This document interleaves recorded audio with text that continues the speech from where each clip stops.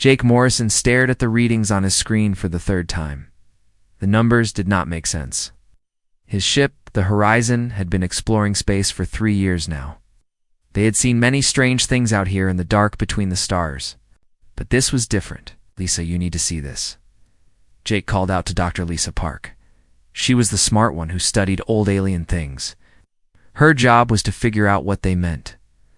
Lisa walked over to Jake's station. Her coffee was still hot. In her hands, she took one look at the screen and nearly dropped her cup. That cannot be real, she said in a quiet voice. The object floating in space ahead of them was huge. It was bigger than any building on Earth. The metal looked old, very old. Strange marks covered its surface. Looked like writing, but not. Like any writing humans had ever seen. Captain Amy Collins heard them talking. She came over to see what was happening. Amy had been flying ships for 20 years. She had never seen anything like this. How old do you think it is? Amy asked. Lisa ran more tests on her computer. She checked the numbers twice. Her face went white. Captain, this thing is millions of years old. Maybe more. The metal is older than anything we have ever found. Pete Davis was working on the ships. Engines. When he heard the news, he was a good engineer, but he did not like taking risks. Old alien things made him nervous. We should not go near that thing, Pete said. We do not know what it might do, but Amy was curious. This was the kind of discovery that could change everything. No one had ever found proof that other smart beings lived in space. This could be the first real evidence. We are going to take a closer look, Amy decided. Get ready to board that thing. The Horizon moved slowly toward the alien structure. As they got closer, they could see more details. The writing on the outside was everywhere. Symbols and pictures covered every surface. Some looked like star maps. Others looked like warnings. Jake piloted the ship to a spot where they could attach. To the alien structure, the air inside was still good to breathe, which surprised everyone. How could air still be fresh after millions of years? Amy, Lisa, and 2 other crew members put on their spacesuits anyway. They were not taking any chances. They walked through an airlock and stepped inside the alien ship. The inside was even more amazing than the outside. The walls were covered with pictures and maps. Ida still worked, glowing softly in the darkness. Everything was clean, as if someone had just left. Look at this, Lisa whispered. She was standing in front of a huge wall covered with star charts. But these were not like any star charts humans had made. He showed thousands of solar systems. Lines connected many of them, like roads on a map. Amy studied the charts. She could see trade routes and travel paths marked between different star systems. But there was something strange about them. All the paths seemed to avoid one small area of space. Lisa, what is that yellow star system there? Amy pointed to a spot on the chart. Why do all the travel routes go around it? Lisa looked closer. The yellow star looked familiar. Very familiar. She pulled out her own star charts and compared them. Captain Lisa said slowly, I think that is our sun. That is Earth's solar system. Everyone went quiet. They stared at the chart. Their home was marked clearly, but it was surrounded by empty space. No trade routes came near it. No travel paths crossed through it. Jake found more charts on other walls. Every single one showed the same thing. Thousands of alien civilizations had star maps, and all of them avoided Earth's solar system completely. Why would they stay away from Earth? Jake wondered out loud. Lisa found the answer on another wall. This wall had different symbols. She worked hard to understand what they meant. When she figured it out, her hands started shaking. These symbols, she said, they are warnings. What kind of warnings? Amy asked. Lisa read the alien writing carefully. They say Forbidden Zone, an ancient guardian still active in death, awaits those who enter. The team looked at each other with worry. What could be so dangerous about Earth that aliens would avoid it for millions of years? Pete was right to be nervous. This discovery was bigger than they thought. Proof that other smart beings existed. It was proof that something had been protecting Earth for a very long time. Jake found more information in another room. This room had what looked like history books, but made of metal instead of paper. The story they told was incredible. Long, ago, before most alien civilizations even existed, there were beings called the Old Ones. These beings were very powerful. They could do things that seemed impossible. They had claimed Earth's solar system as their own territory. Any alien ship that tried to enter Earth's space was destroyed. The Old Ones did not give warnings. They did not ask questions. They simply made the ships disappear. Over time, the alien civilizations learned to stay away. They marked their maps with warnings. They told stories to their children about the dangerous place where the Old Ones lived. Earth became a legend, a scary story, used to frighten young aliens. But the humans living on Earth never knew any of this was happening. They grew and learned and built their civilization, never knowing that something ancient and powerful was protecting them. Amy sat down heavily in one of the alien chairs. Her mind was spinning with all this new information. Humans were not alone in the universe, but they had been protected by something even older and more mysterious than the aliens who feared to come near Earth. "We need to get this information back to Earth," Amy said. "People need to know what we have found." Lisa was still studying the alien writing. "Captain, there is something else. These records show that the Guardians are still there, still protecting Earth. The warnings are not about something that happened long ago. They are about something that is still happening now." Jake looked out the window at the stars. Somewhere out there, alien civilizations were going about their daily lives. They were trading, exploring, and building their own futures. But they all knew to stay away from one small yellow star. Earth was not just home to humans. It was home to something much older and more powerful, something that had been keeping humanity safe without them ever knowing it. The question now was simple but terrifying. What were these Guardians? Why had they chosen to protect Earth? And what would happen when humanity finally tried to leave their solar system and explore the galaxy? Amy knew their lives had just changed forever. This discovery would shake the foundations of human understanding. Earth was not a lonely planet in an empty universe.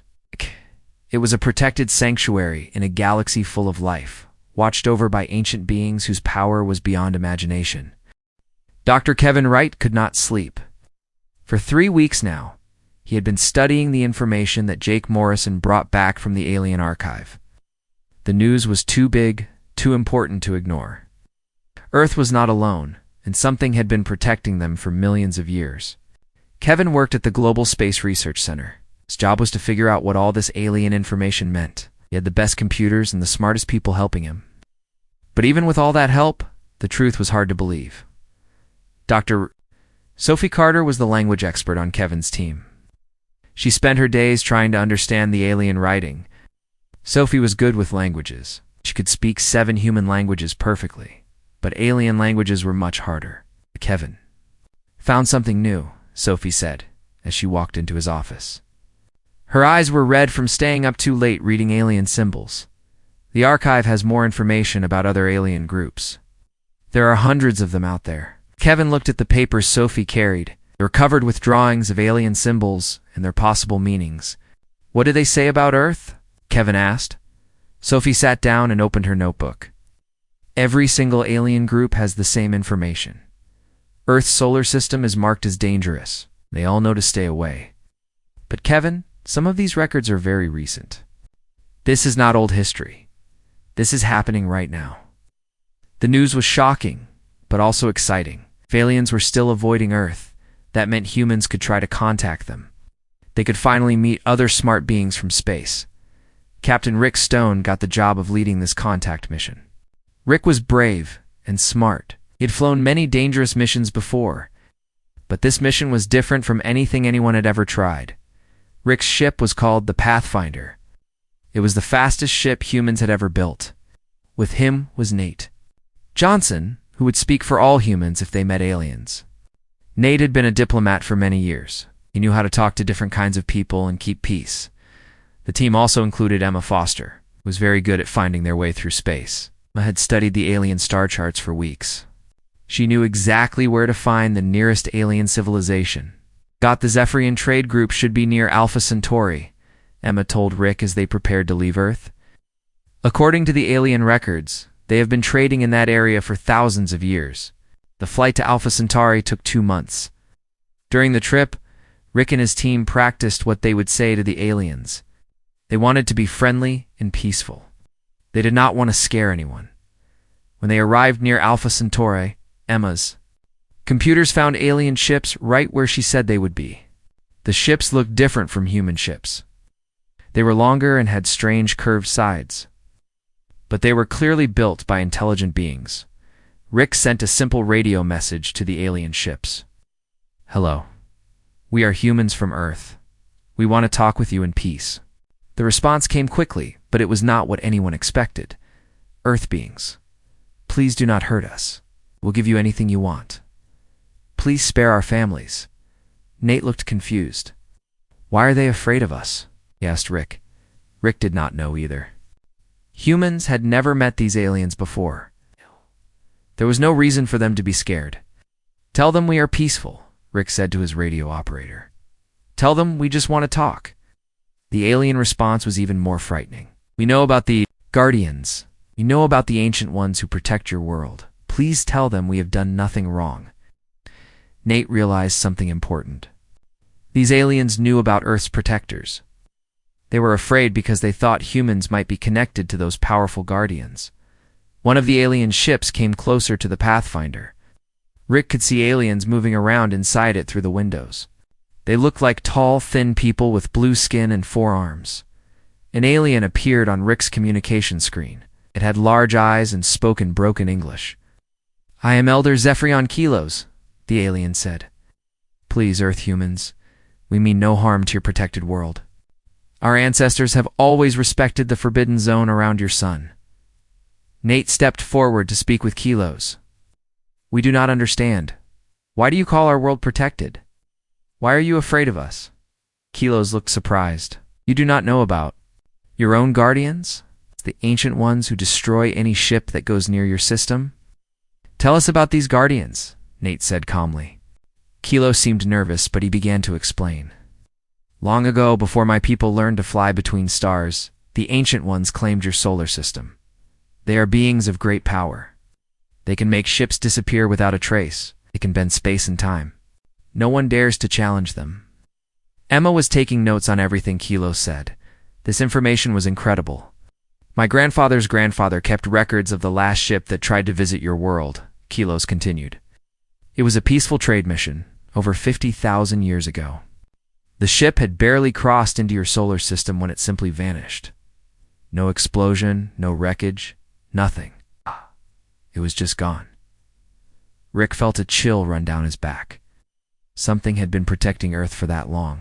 It was still protecting them now. "The ancient ones do not talk to us," Kilos said. "They do not give warnings. Ships that enter your space just disappear, so we stay away. All civilized beings stay away." Nate asked the question everyone was thinking. "What do these guardians look like? Have you ever seen them?" Kilos shook his head.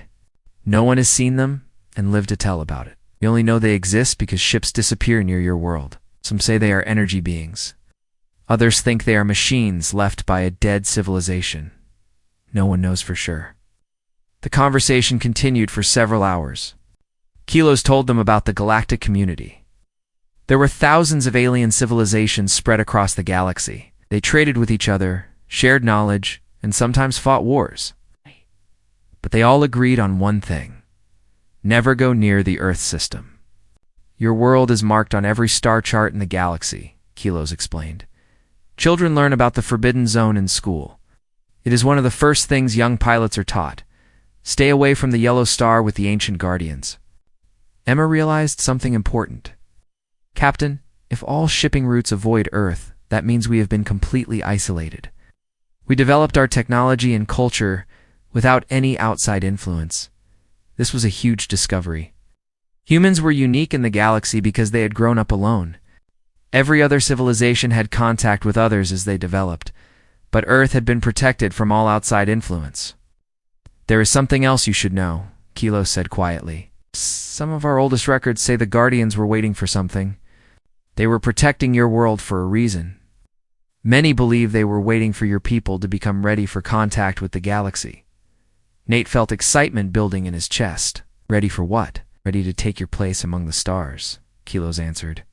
The Ancient Ones chose your world for protection. It means your people must be special somehow. Rick looked around at his crew.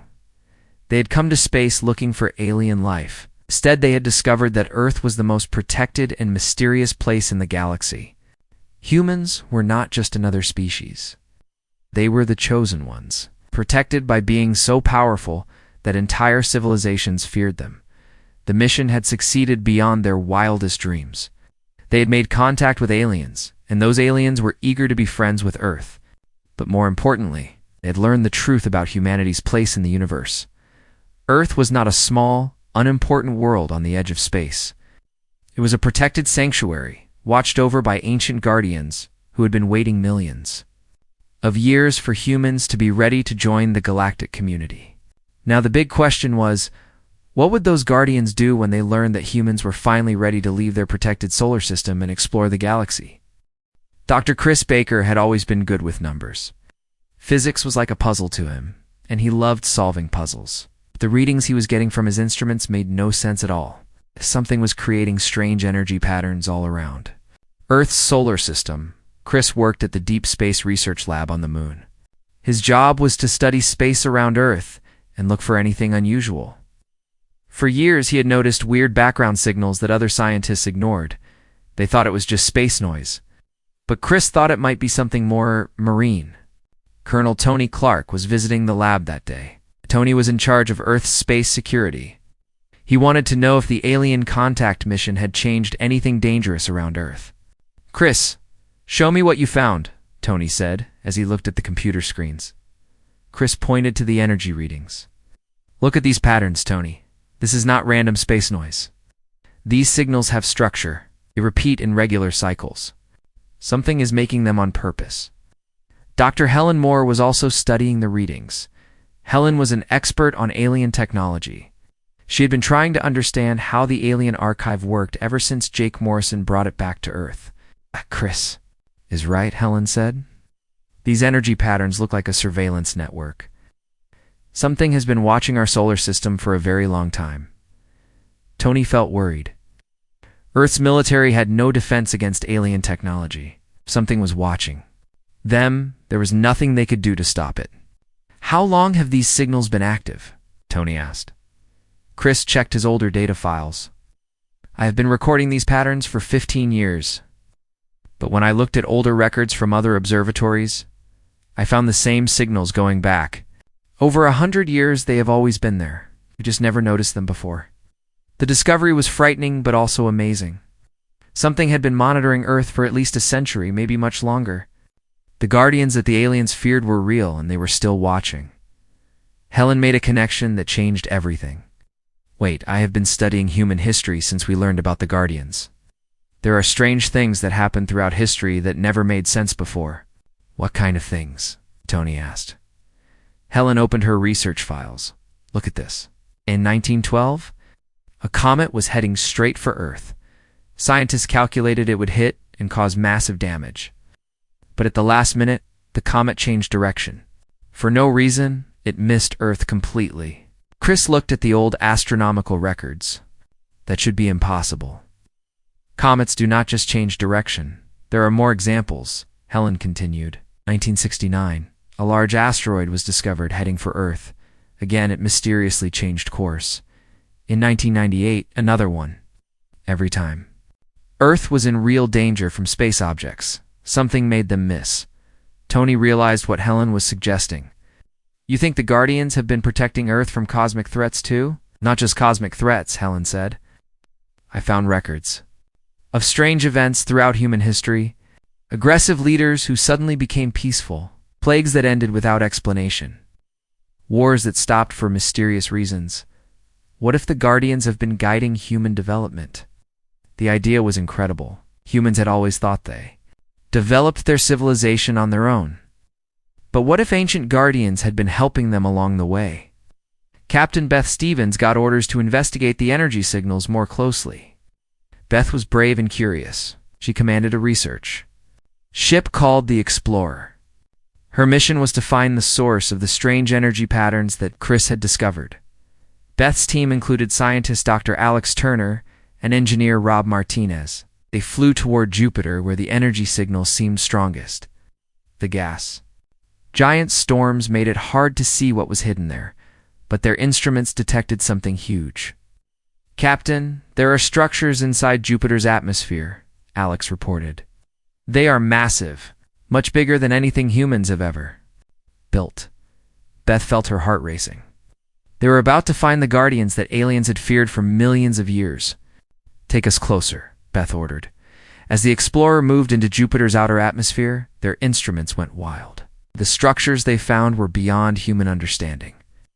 They looked like cities floating in the gas clouds, but they were made of materials that seemed to bend light around them. Rob tried to scan the structures with the ship's sensors. "Captain, these things are not just old. They are actively powered. They have been running for millions of years without stopping. Technology was so advanced it seemed like magic. The structures created their own gravity fields, controlled the weather around them. They turned the deadly radiation of Jupiter into clean energy." "How many of these structures are there?" Beth asked. Alex worked with his instruments to map the entire area. "I count at least 50 major installations. But there might be more hidden deeper in the planet." Suddenly, the explorer's communication system activated by itself. A voice spoke to them, but it did not come through the radio. The words appeared directly in their minds. "Children of Earth," the voice said, "you have grown well. Continue to thrive. We remain." Beth nearly jumped out of her chair.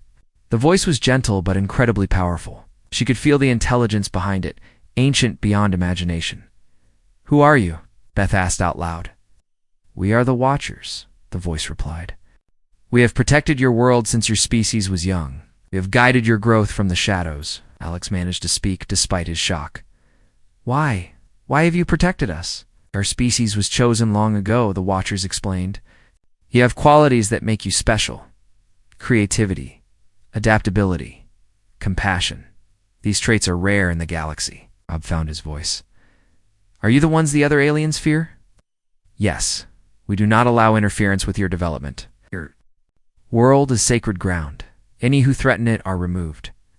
Beth realized she was talking to beings that had existed since before human civilization began.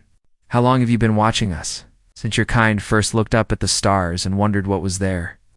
We have seen your entire history. Your struggles, your victories, your growth into wisdom." The conversation continued for an hour. The Watchers explained that they had facilities throughout the solar system. Some were hidden in the sun's corona. Others were buried deep in asteroids. They had been invisibly maintaining and protecting Earth's environment for millions of years. "We prevented the asteroid that killed the dinosaurs from completely sterilizing your world," the Watchers revealed. "We guided the development of your moon to create stable tides. We protected your atmosphere from solar storms that would have stripped it away."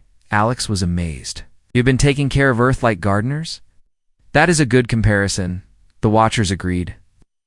"We have tended your world carefully, ensuring the best conditions for intelligent life to develop." Beth asked the question everyone was thinking. "What happens now that we know about you?" "Now you are ready for the next phase," the Watcher said. "You will take your place among the galactic civilizations. But you will do so with our protection and guidance." Rob felt overwhelmed by the implications. "Other aliens will accept us because of you. They will do more than accept you.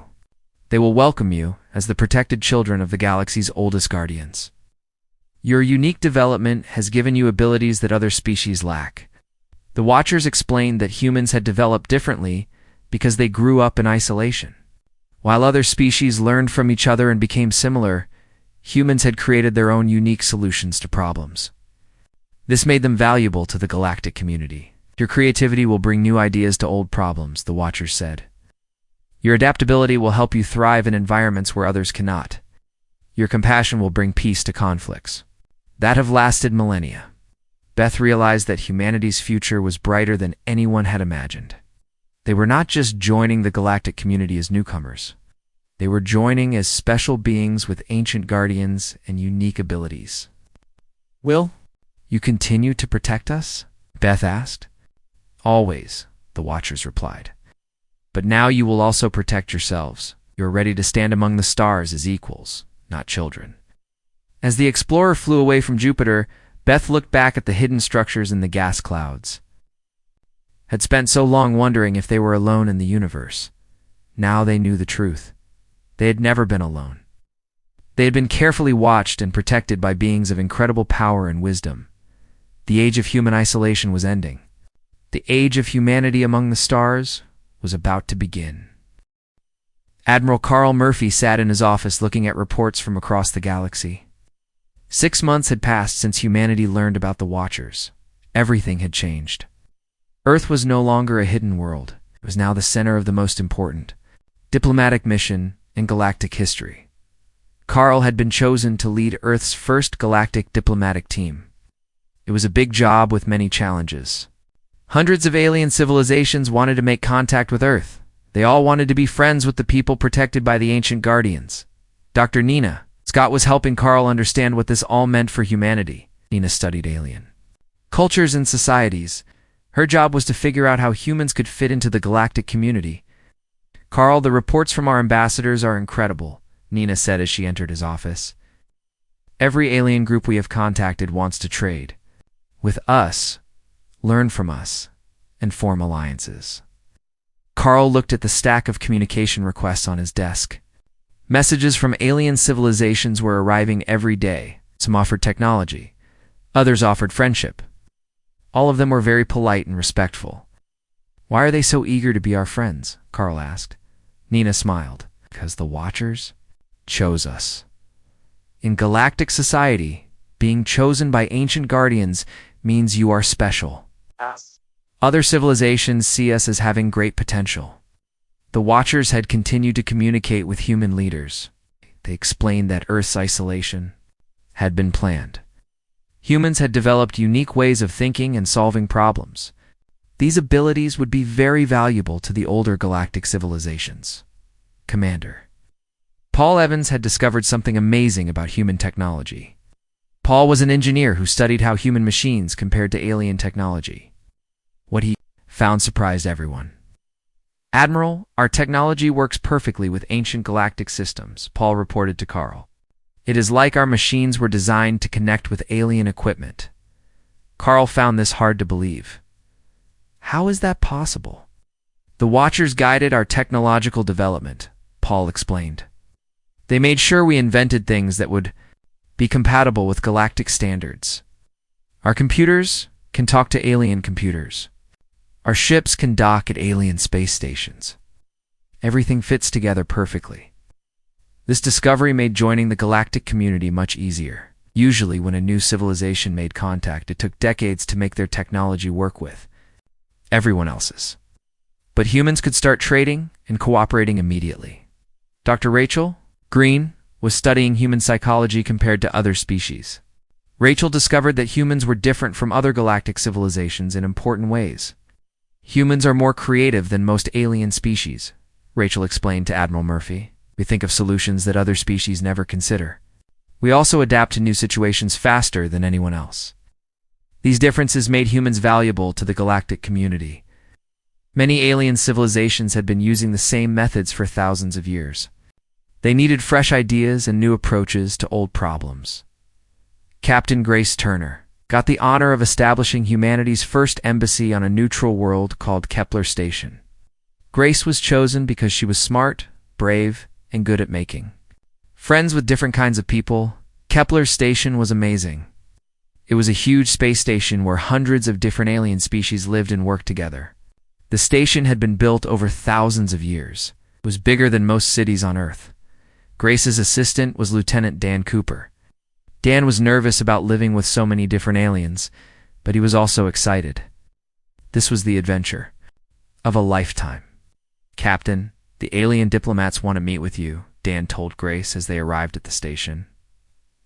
All of them? Grace asked. Yes, ma'am. All 437 different species represented here want formal meetings. With Earth's ambassador, Grace felt overwhelmed.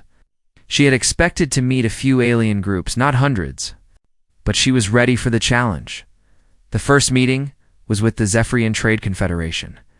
The same aliens that Captain Rick Stone had first contacted. Elder Kelos was there, along with several other Zephyrian leaders. Ambassador Turner.